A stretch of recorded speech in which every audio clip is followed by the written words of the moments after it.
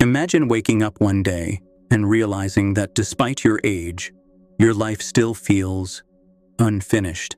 You've checked the boxes: school, career, relationships, maybe even a family.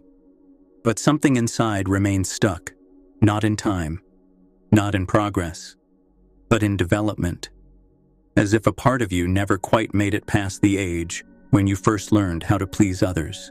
You go to work, you interact, you follow the rules, you keep yourself busy, you scroll, but underneath all that, behind the adult mask, there's a sense that you're still waiting to be seen, waiting to be heard, waiting to become something more. But what if that waiting never ends? What if the reason you feel disconnected, lost, or bored isn't because something's wrong with your life, but because something essential was never fully born? Carl Jung, one of the most influential minds in modern psychology, believed that most people never truly grow up, not in the way that matters, not in the way that leads to wholeness, authenticity, or freedom. He called this arrested development, a condition not of the body, but of the soul, a kind of spiritual limbo where we become adults in form, but children in psyche. And the terrifying part, we rarely even notice, because the world rewards our masks. It praises obedience, it applauds fitting in, it gives you gold stars for being agreeable, responsible, and predictable. But Jung warned that this kind of false maturity is the most dangerous illusion of all, because it keeps you from ever meeting the real you. Think back to when you were a child. What did you love before you were told what was acceptable? What did you believe about life before it was explained away? What scared you before you were taught to hide it? Somewhere along the way, most of us were trained to shut those parts down, to be realistic, to be strong, to grow up. But what if growing up, as society defines it, is actually the very thing that blocks us from becoming who we're meant to be? Because here's the paradox. Real growth isn't about becoming more like the world expects you to be. It's about becoming more like who you truly are. And that process, that painful, powerful process, doesn't happen by default. It doesn't come with age.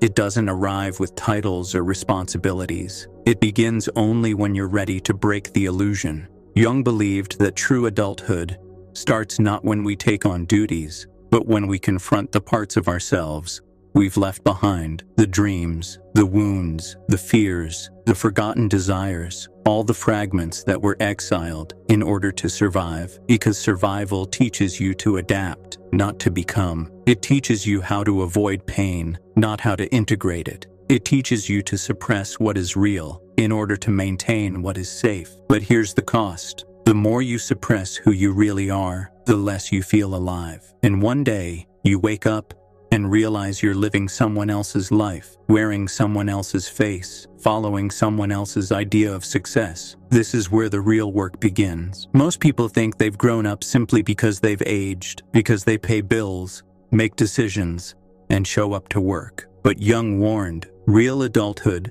has little to do with responsibility and everything to do with integration. See, growing older is automatic, but growing whole is not. Most people stop evolving the moment they start conforming, and conformity starts early. So early, we rarely notice it happening. It begins with small compromises. Don't cry. Don't be loud. Don't be weird. Be a good kid. Be liked. Be normal. Over time, we learn to present a version of ourselves that's safe, predictable, acceptable. This version becomes our persona, a mask we wear not just for others, but eventually for ourselves. The problem, we mistake the mask for our identity, and the longer we wear it, the harder it becomes to take off. By the time we're adults, we've rehearsed the role for so long, we forget it's a role. We think we're being ourselves, when in truth, we've been edited by years of conditioning. Jung called this the false self, a structure built to survive in the world, but incapable of truly living in it. Because while the false self keeps you functioning,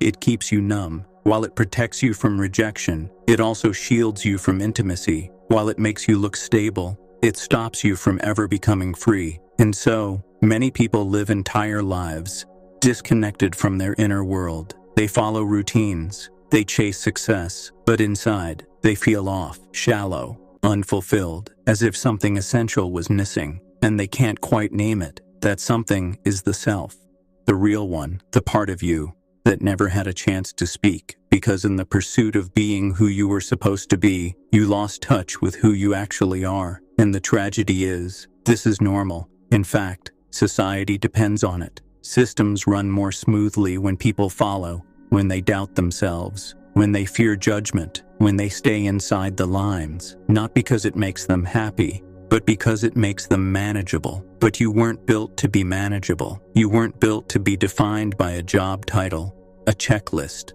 or a persona. You were built to become, to evolve, unfold, and express the full range of who you are. And that doesn't happen by accident. It happens when you stop confusing adaptation with maturity. Jung believed that the moment you start asking deeper questions, not just, what should I do, but who am I really, you begin the process of growing up in the truest sense. But this process isn't glamorous. It's about confronting discomfort, seeing the parts of yourself you've ignored, denied, or disowned, and realizing they've been trying to reach you all along, maybe through anxiety, maybe through apathy, maybe through that vague restlessness that never goes away. These aren't random glitches. They're signals, signs that your inner world is tired of being buried under performance, that the mask is cracking. And here's where most people turn away, because the moment the illusion starts to break, fear shows up. Fear of change, fear of losing control, fear of what happens if you stop playing the role you've spent your whole life perfecting. But what if letting go of that role is the very thing that sets you free? What if the version of you that feels off isn't broken, just misaligned? What if growing up isn't about fixing yourself, but about returning to the self that was never broken? Growing up, we were taught to aim for stability, but Jung warned, stability is not the same as maturity. In fact, many people confuse emotional stagnation with emotional strength. They think being unaffected, numb, or endlessly composed is a sign of adulthood. But what if it's just a sign of disconnect? A child feels, a child reacts, a child explores. An adult, as defined by society, often does the opposite. They suppress, they endure, they perform. And so we begin to believe that growing up means cutting off the very parts of us that made us alive. But the truth is, most people don't outgrow their childhood wounds. They just bury them under adult responsibilities. You can see it in moments of overreaction, in that rage that comes out of nowhere, in that deep need for validation from people who barely know you, in the way you freeze when someone challenges you, or how you feel like a fraud, even when you succeed. These aren't adult responses. They're childhood defenses, still active, still running, still shaping your life. Because unless those parts are acknowledged, they don't disappear, they simply go underground. And from there, they control everything. Jung called this the complex, a cluster of suppressed experiences, memories, and emotions that form a kind of psychic knot. And whenever something in the present touches that knot, we react, not as adults, but as the frightened child we were when the knot was formed. This is why so many people feel stuck, not because they lack ambition, or talent, or discipline, but because they're still being pulled by unconscious forces they've never been taught to face. The solution isn't to fight harder, it's to look deeper, to stop asking, what's wrong with me, and start asking, what part of me was never seen. This is the real work of psychological maturity. Not pretending to be unbothered, but having the courage to bother, to revisit the places in you that were shut down, not because they were bad, but because they were inconvenient, too emotional, too expressive, too bold, too honest. You don't heal by becoming someone else. You heal by unearthing the self that had to go into hiding. And this process isn't quick. There's no 5-step routine to replace a lifetime of pretending. It takes stillness, it takes honesty, and above all, it takes grief. Because when you finally see how much of yourself was abandoned just to feel safe, you mourn. You mourn the years you spent living halfway. You mourn the creativity you suppressed to be practical. You mourn the truth you swallowed to avoid conflict. You mourn the self you never got to be. But in that morning, something shifts. You begin to sense, beneath the sadness, beneath the regret, the outline of someone real. And that's where the real transformation begins. Not with force, not with pressure, but with permission. Permission to question what you've been told, to let go of roles that don't fit anymore, to stop performing for a world that never really saw you to begin with. Most people never grow up because they never stop seeking safety, but safety and aliveness rarely live in the same place. At some point, you'll have to choose. There comes a moment, often quiet, often unexpected, when the illusion begins to crack. You sit in a meeting and realize you feel nothing. You scroll past 100 perfect lives and wonder why yours feels so hollow. You hit a goal you once thought would change everything, and nothing changes. And in that subtle fracture, something breaks through, not a crisis, a clarity. You see, maybe for the first time, that you've been living according to scripts you didn't write, roles you didn't choose, values you didn't examine, and the discomfort you've been trying to outrun isn't dysfunction. It's direction. Jung believed that when we start to feel disillusioned, disoriented, or lost, it isn't a sign of failure, but a sign that the psyche is trying to evolve. He called it a call to individuation, the internal pressure to become whole, not better, not more successful, just whole. And that process doesn't begin with answers. It begins with doubt. Doubt in what you've been told, doubt in what you've built, doubt in whether this is all there is. Most people panic at this point. They try to reattach to old identities, new jobs, new goals, new relationships, anything to avoid sitting in the unknown.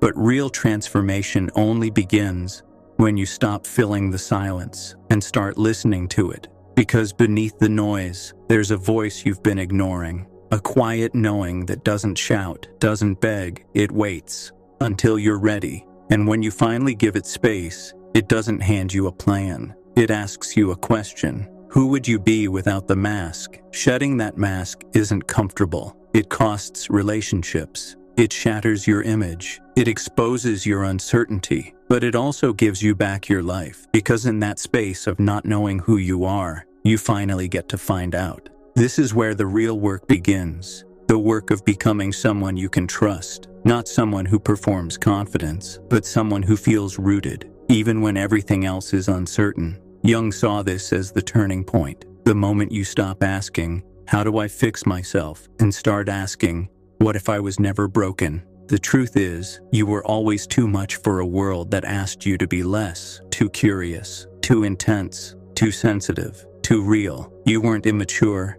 You were unfiltered, and somewhere along the way, you learned to shrink. But what if the part of you that feels restless, unsettled, and unfinished isn't broken? It's awakening. You don't outgrow your younger self by rejecting them. You grow up by going back for them. Growth doesn't come from force. It comes from space. The space to question, the space to fall apart without rushing to rebuild. Real maturity begins when you stop performing and start listening. Listening to what exhausts you, what excites you, and what makes you feel alive in a way you can't explain. These are not distractions. They are directions, signals from the self that's been waiting underneath the noise. Jung didn't believe the true self needed to be constructed. He believed it needed to be uncovered, and that uncovering starts with noticing the moments you feel fake, the words that feel forced, the yeses that should have been no. These cracks aren't signs of failure. They're access points. They reveal the places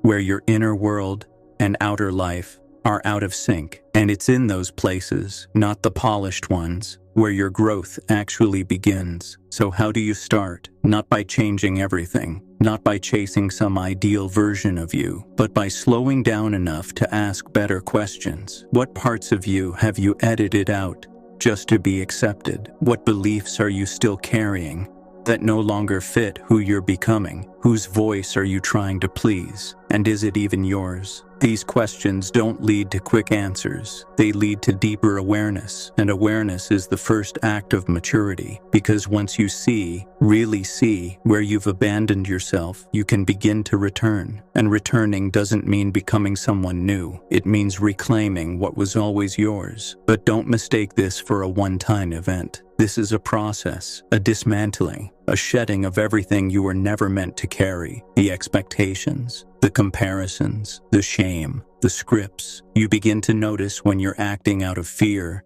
instead of truth, when you're choosing silence over self-respect, when you're pretending to care about things you don't actually value. And from that noticing comes choice, a quiet, powerful choice to do it differently, to speak more honestly, to connect more deeply, to walk away from what drains you, even when it's familiar, to stand in your own energy, even when it feels lonely. Because here's the truth no one tells you. Growing up isn't about fitting in. It's about outgrowing the need to. It's not about proving anything. It's about no longer needing to perform. And it's not about arriving. It's about aligning, again and again, with what's real. Jung believed that this alignment was the heart of individuation, the moment when the self and the soul begin to move in the same direction. Not because you finally figured it all out, but because you finally stopped pretending. This is the threshold. You either keep choosing safety, or you step into the unknown and meet the version of you who's been waiting on the other side. Most people think growing up is a checklist. Finish school, get a job, build a life. But real maturity has nothing to do with what you've achieved and everything to do with what you've faced. Have you faced the fear of being alone with your thoughts? Have you faced the grief of the self you buried to be accepted? Because until you do, you're not growing, you're repeating, rehearsing a version of yourself that was built to survive, not to live. Jung believed that every individual holds a unique pattern, a psychological fingerprint, and that the journey of life is not about becoming someone else, but about remembering who you are beneath all the noise. He called it the self, not the ego, not the persona, but the full, integrated being, the one who holds both light and shadow, the one who doesn't just function, but feels whole. And the only way to meet that self, the real one, is to step away from the script, to stop chasing external proof of your worth, to stop outsourcing your identity to jobs, titles, and other people's approval. Because the truth is, no one else can give you your life. That's your work, and it begins the moment you stop running from yourself. Growing up, in the deepest sense, is not about becoming an adult the way the world defines it. It's about becoming responsible for your own being. It's about seeing clearly, choosing consciously, and acting from a place that isn't borrowed. And the people who do this, who dare to unlearn, unravel, and rebuild, they don't just change their own lives. They change the world around them. They stop repeating pain and start transforming it. They stop projecting their wounds and start healing them. They stop blaming the world and start becoming the more conscious part of it. This is what Jung meant when he said, "The privilege of a lifetime is to become who you truly are." So ask yourself, honestly, who are you still performing for? What are you still pretending not to feel? What would happen if you stopped running? Because maybe the version of you you've been chasing is the version of you that was always waiting, right where you left them. And maybe, just maybe, growing up isn't about becoming more. It's about returning to what's already there, and finally having the courage to live from it.